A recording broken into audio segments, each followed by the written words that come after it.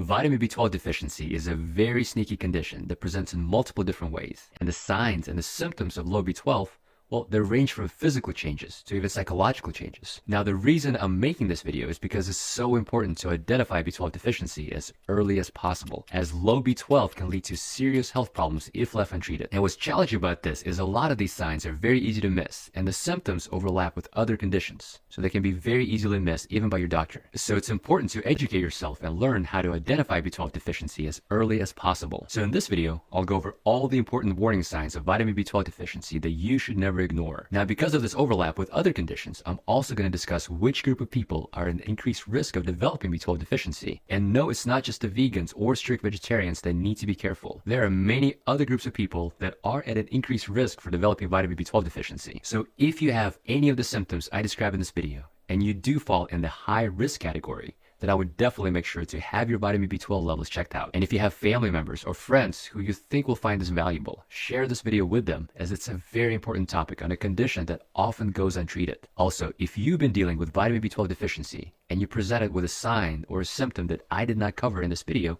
let me know in the comments below so we can all learn from each other's experiences. So the reason vitamin B12 is so important is because it's an essential cofactor that your body needs to make DNA, and it's extremely important in cell metabolism. So if these processes are disrupted, well, that leads to a whole cascade of downstream effects on your energy production and your central nervous system and your blood cell production. So the very first thing you may notice, even with a very mild B12 deficiency, is fatigue or low energy. Now, this fatigue happens for two reasons. One, your body becomes less efficient in energy metabolism. And two, inadequate B12 levels lead to anemia, or a condition where you do not have enough red blood cells. And you need red blood cells to deliver oxygen to your organs. But there are thousands of reasons why people get fatigue or low energy, but the fatigue that we get from B12 deficiency is usually exertional fatigue. So it's the fatigue that comes on pretty quickly, and it's pretty short-lived, and it comes on even after a mild physical activity or even mild mental strain. And another thing to watch out for is this fatigue may also come with shortness of breath or even heart palpitations when you're trying to exert yourself. So it's not so much feeling tired or having low energy, but it's more so fatigue with any kind of physical or mental exertion. Now, another common presentation of vitamin B12 deficiency is headaches, especially migraine headaches. And there are studies in children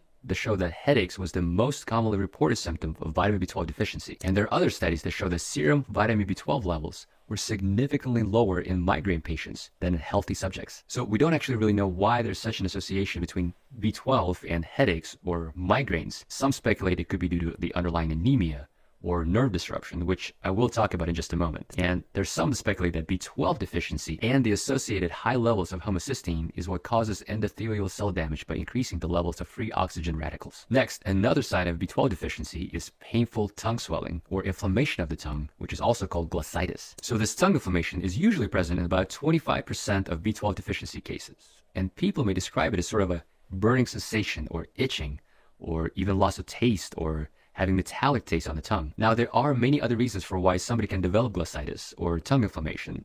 So it could also be caused by things like iron deficiency anemia or viral infection or fungal infection. There's also a lot of medications that can cause glossitis.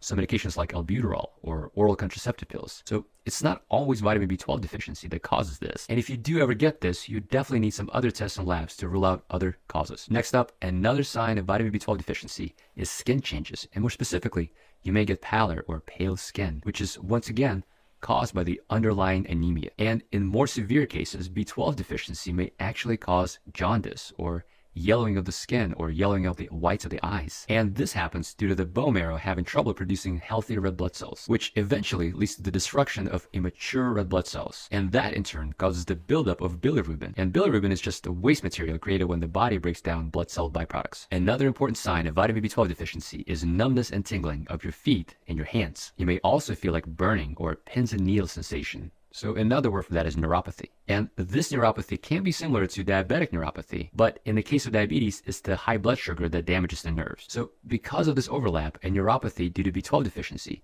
is very often misdiagnosed as diabetic neuropathy in people with diabetes. And in some cases, you can have both the diabetic neuropathy and a separate neuropathy caused by B12 deficiency. So I would actually have very low threshold to check B12 levels in those cases, as both the diabetes and the use of common diabetes medications like metformin can put you at a higher risk for developing B12 deficiency. And by the way, it's not just metformin that can lead to B12 deficiency. There are a few other medications that you need to watch out for, and I'm going to talk about them later in this video. So this nerve damage happens because vitamin B12 is directly responsible for producing myelin, or a protective layer around the nerve. And this myelin shields your nerves against damage. So vitamin B12 deficiency leads to the loss of this protective nerve barrier. And on top of that, when your body does not have enough vitamin B12, it also causes a buildup of methylmalonic acid, which can be toxic and can cause further damage to the neurons. Now, as this nerve damage progresses, it can cause even more neurological impairment. So you may start seeing things like poor coordination and abnormal balance and even abnormal reflexes. And in some cases, it may even affect your gait, or you may have difficulty walking. And in very severe cases of long-standing B12 deficiency, you may even get painful vision loss, which is caused by the damage and inflammation of the optic nerves. And on top of that, if your vitamin B12 deficiency goes untreated for too long,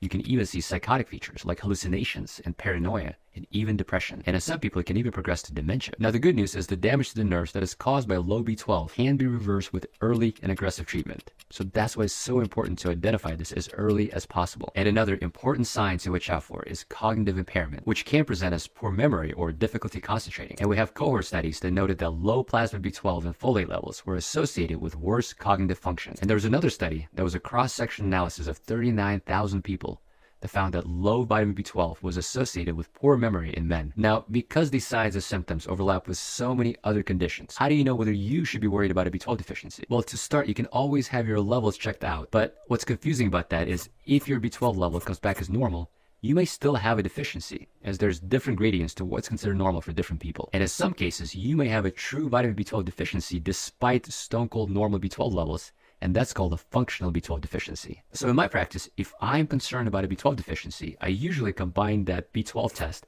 with other tests like MMA or methylmalonic acid. And I check a few other tests to make sure we get the true diagnosis. But the workup for B12 deficiency and all the additional tests involved is a huge topic in and of itself, and I'm going to make a separate video on that later. Now, since the diagnosis is not as straightforward as checking your B12 levels, you also need to consider if you are someone who's at a greater risk for B12 deficiency. And in those cases, an argument can be made for a more aggressive treatment, even if your blood tests are borderline or normal. So what are the risk factors? Well, you may be at a much higher risk for deficiency if you take certain medications that interfere with the absorption of B12. And the most common medication I see that does that is metformin. And just 4 months of taking metformin can put you at risk for developing B12 deficiency. So I would recommend supplementing with both B12 and folate if you do take metformin long term. And another medication that will put you at risk for a B12 deficiency are histamine H2 blockers, which are common over-the-counter heartburn medications like Pepcid or Zantac. And people that suffer from heartburn may also get put on another class of medication called proton pump inhibitors, or PPIs. So these would be drugs like omeprazole or Prilosec, and esomeprazole or Nexium. And another common one is pantoprazole or Protonix. Now, with these heartburn or reflux medications, we usually don't have to worry about B12 malabsorption unless you've been on these medications continuously for at least 12 months. Next, another thing that can put you at risk for developing B12 deficiency is if you ever had bariatric surgery, like gastric sleeve or a gastric bypass. And the issue there is actually twofold. So first, the resection of the stomach or any surgery involving the small intestine may just anatomically interfere with your absorption of B12. And the second issue is these surgeries resect the portions of the stomach called the parietal cells. And these parietal cells are important because they produce a very important protein called intrinsic factor. And intrinsic factor plays a crucial role in both the transportation and absorption of vitamin B12. If we don't have that intrinsic factor, we just cannot absorb vitamin B12 into our bloodstream. And in fact, there's a rare autoimmune condition called pernicious anemia, where your own immune system attacks these intrinsic factor proteins, and they make it difficult for them to bind to vitamin B12, which downstream prevents B12 from being absorbed in the small intestine. And the next risk factor is age. And as we get older, the likelihood of developing a B12 deficiency goes up quite a bit. So how old are we talking about? Well, being 75 and above definitely puts you in the high risk category. And I would actually lower that age to 60,